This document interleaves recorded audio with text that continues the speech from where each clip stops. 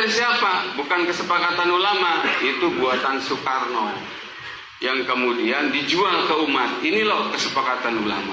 Demi Allah, itu bukan buatan ulama, itu pengkhianatan Soekarno.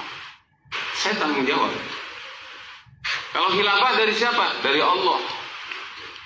Saya bisa nantang ke siapapun. Kalau bukan dengan syariat dan khilafah, mau kasih solusi apa dengan persoalan ini? Mau pakai Pancasila? Pancasila bisa ngejawab apa? Utang gede, kemana Pancasila? LGBT merajalela, kemana Pancasila? Ulama-ulama di nu lempeng ya, nu bengkok mah diingu, dipiara, dikukut, di paraban. Tapi ulama-ulama nu lurus dikriminalisasi. Berbicara tentang LGBT pada zaman khilafah, bukan hanya masyarakatnya yang melakukan praktek LGBT, bahkan khalifahnya melakukan praktek itu. Ini bukan untuk melegalisir aksi-aksi LGBT. Cuma saya ingin mengetengahkan sejarah bahwa pada zaman khilafah itu bukan hanya masyarakatnya yang melakukan praktek itu, tapi juga rajanya. Ada Wasid bin Mu'tasim Billah, ada Amir bin Harun al-Rashid, Walid bin Yazid. Itu raja semua yang melakukan praktek LGBT. Bahkan ada salah satu penyair Islam yang bernama Abu Nuwas, yang kita kenal dengan Abu Nawas, itu juga melakukan praktek LGBT, jangan salah.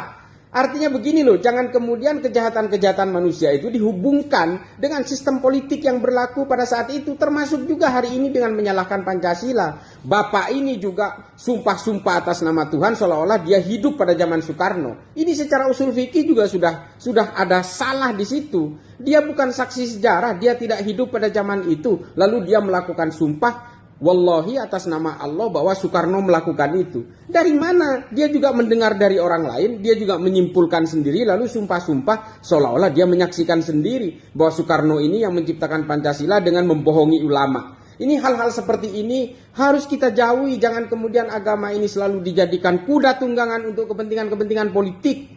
Khilafah itu adalah sistem politik yang dipakai pada zamannya, yang dianggap paling sesuai dengan zamannya pada saat itu.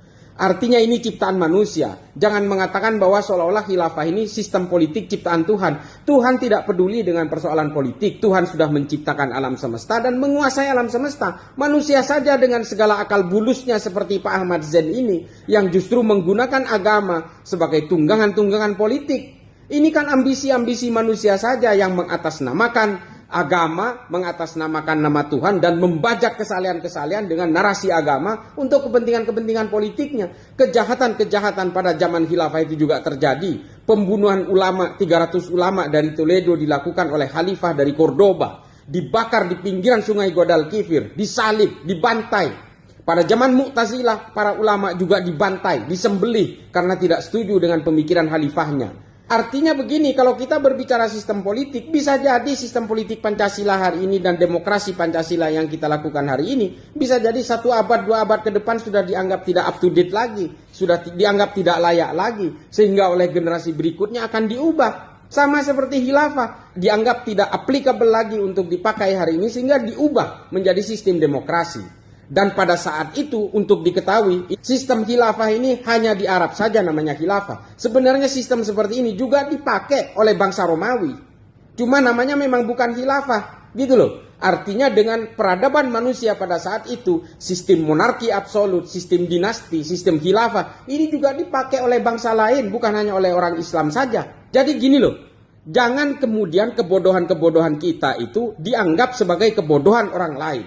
Jangan kemudian dengan kebodohannya sendiri berusaha menularkan kebodohannya kepada siapapun. Jangan kemudian atas nama kebodohannya sendiri orang lain dianggap bodoh seperti dirinya sendiri. Ini persoalan negara dan bangsa. Persoalan filosofi negara. Sistem politik itu bisa dilakukan kapan saja, oleh zaman apa saja, dan oleh generasi manapun. Tapi semua itu dilakukan untuk menjaga kemajemukan dan persatuan bangsa.